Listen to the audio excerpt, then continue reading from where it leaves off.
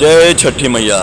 सभी भोजपुरियों दर्शकों का मेरा सादर प्रणाम है। दोस्तों, भोजपुरी के हिट मशीन खेसारी लाल यादव इस समय एक नया छठ देवी गीत लेके आ रहे हैं जिसका नाम है चल गंगा किनारे।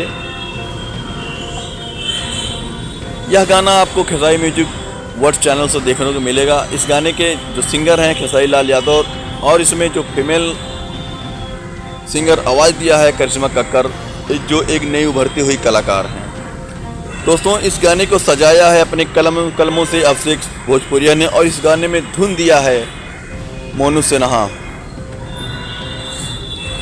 इस गाने में आपको डांस करती नजर आएंगी सपना चौहान और खेसारी लाल यादव।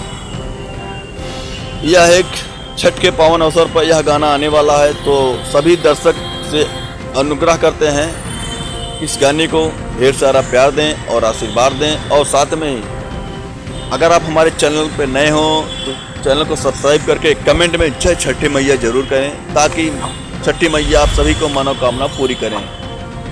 जय हिंद, जय भारत।